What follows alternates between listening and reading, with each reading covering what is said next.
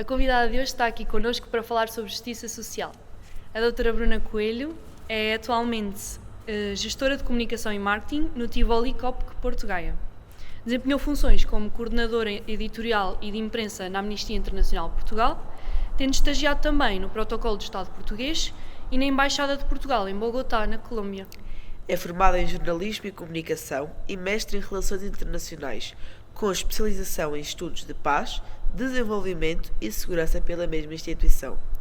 Olha para a escrita e fotografia como ferramentas de consciencialização dos direitos humanos, tendo um gosto particular pelas questões migratórias, proteção de minorias e direitos das mulheres. Doutora Bruna Coelho, para começarmos assim simples e sem palavras difíceis, se tivesse apenas um minuto para nos explicar o que é justiça social, o que diria?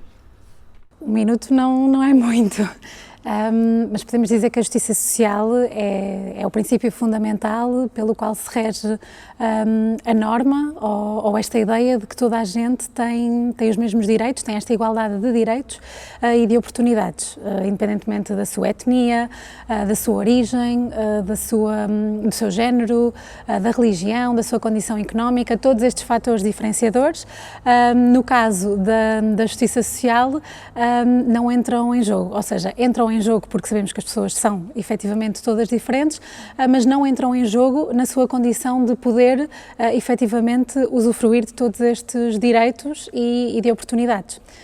Que exemplos concretos pode dar assim do nosso dia-a-dia? Do nosso dia-a-dia, quando pensamos, por exemplo, em justiça social, se pensarmos no conjunto, por exemplo, de direitos humanos que um indivíduo deve gozar, pensamos, por exemplo, no direito à saúde. Portanto, esta facilidade que toda a gente deveria ter em marcar um exame, em ter acesso à saúde mesmo que viva numa zona mais remota, poder ter este acompanhamento e esta facilidade. Por exemplo, no direito à educação, sabermos que todas as crianças e todos os jovens podem e conseguem efetivamente ir a uma escola, que isto se calhar não é um grande problema aqui em Portugal, mas em países como o Afeganistão, por exemplo, desde 2021, quando tivemos o regresso dos talibãs ao poder, nós sabemos que há muitas meninas que não podem usufruir deste direito seu a irem à escola, a poderem, por exemplo, prosseguir para uma universidade. Há muitas estudantes que foram retiradas das universidades e das escolas, muitas mulheres que lecionavam e deixaram de o poder fazer, e portanto é um direito que é, na verdade, a base para os nossos sonhos. Quanto mais educação e formação nós tivermos, mais alto nós depois podemos sonhar. Portanto, à partida, este sonho fica ali muito limitado.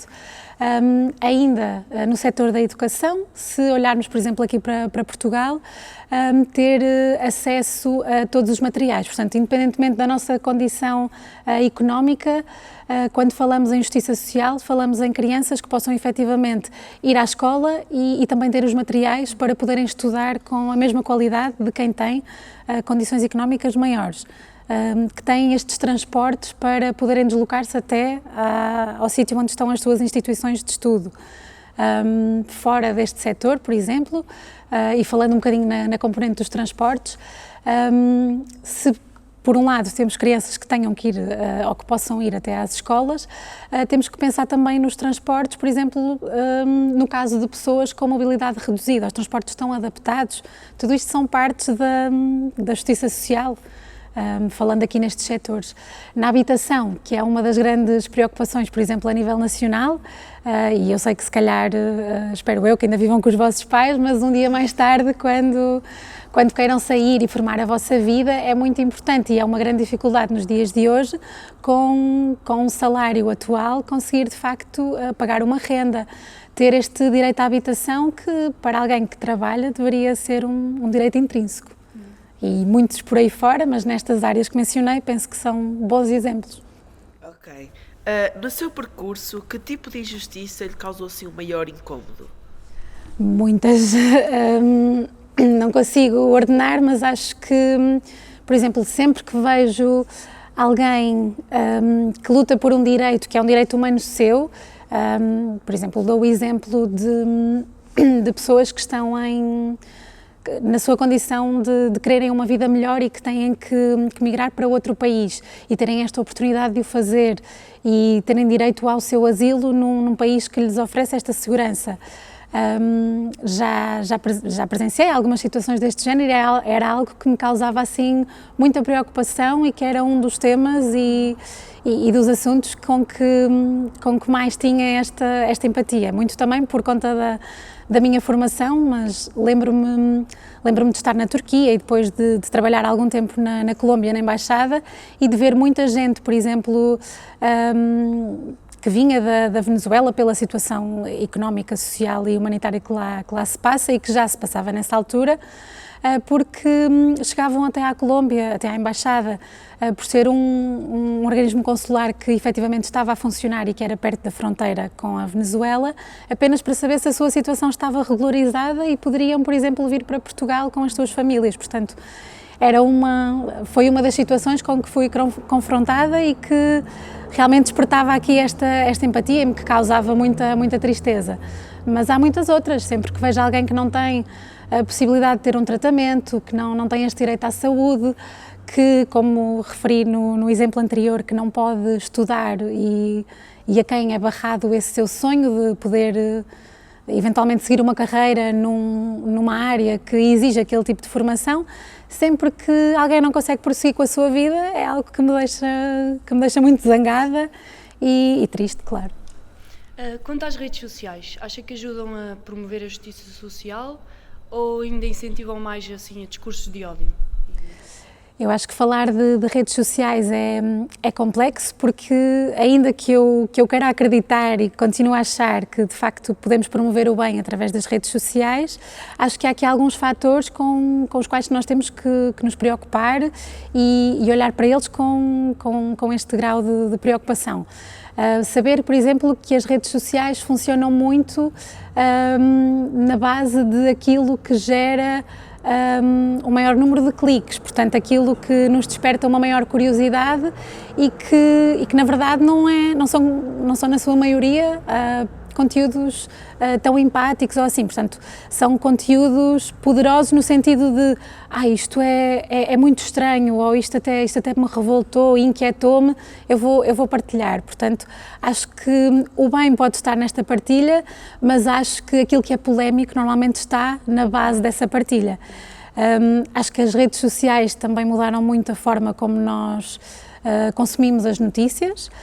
Sinto que os próprios órgãos de comunicação se adaptaram ao mundo das redes sociais, no sentido em que eles também querem captar logo a atenção do consumidor, dos utilizadores de redes sociais, desde o primeiro segundo, porque a própria capacidade de atenção das pessoas não é algo que esteja muito trabalhado nos dias de hoje. Portanto, nós consumimos muito e temos tendência até a fazer este gesto assim, não é?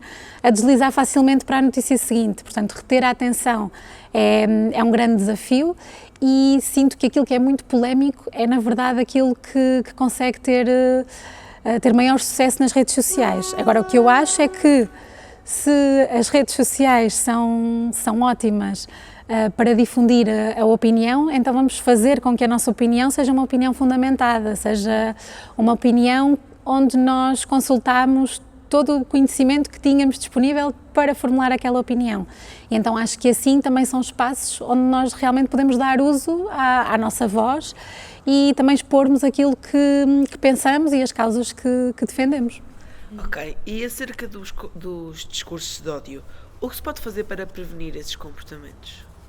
Acho que a parte da educação, portanto, saber que se estamos a falar de algo é porque efetivamente consultamos os factos sobre esse tema. Portanto, estarmos informados ajuda muito a combater esse discurso de ódio, porque o discurso de ódio é uma coisa que escala, mas que não tem muitas vezes uma base fundamentada para aquilo. Portanto, conhecer um assunto para o poder debater e, sendo na sua essência, por exemplo, um problema, até um problema social, tentar olhar para ele na perspectiva de soluções, de criar uma solução, de apresentar alguma solução, porque falar de um tema que é um grande problema, e não trazer para a mesa também essas possíveis soluções, eu acho que é uma maneira de fazer escalar depois esse discurso de ódio, porque as pessoas identificam-se com o problema e gera aqui esta parte polémica que depois é pólvora nas redes sociais.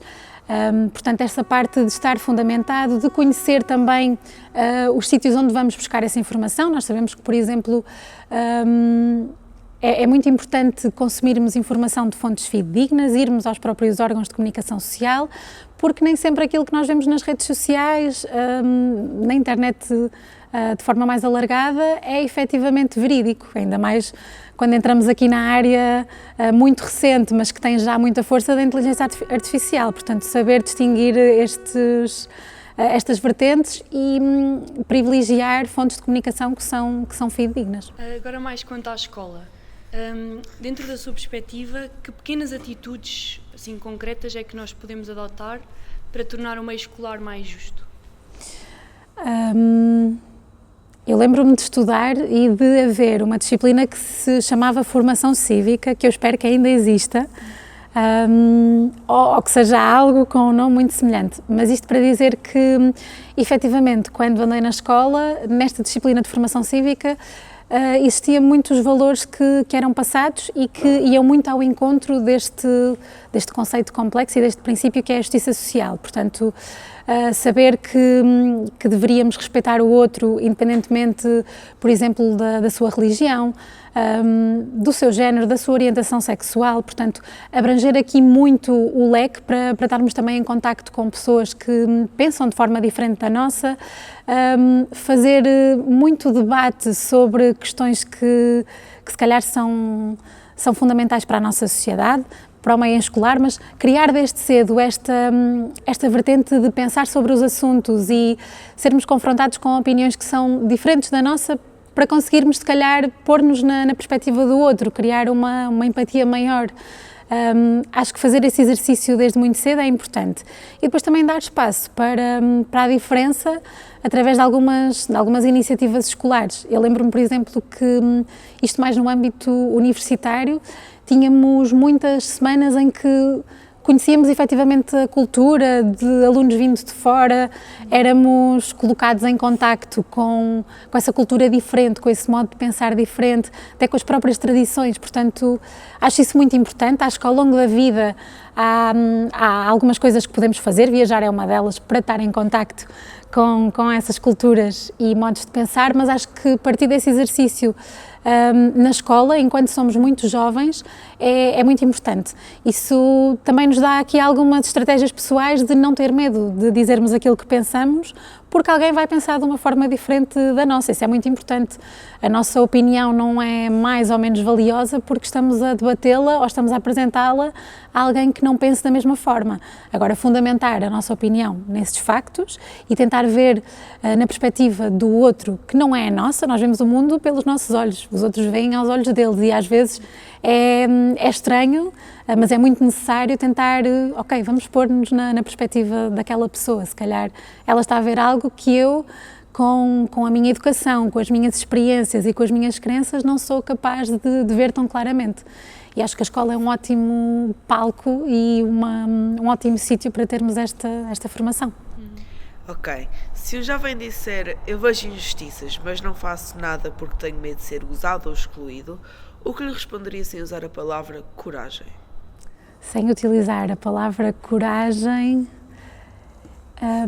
eu diria que é muito fácil nós gozarmos com alguém ou sermos alvo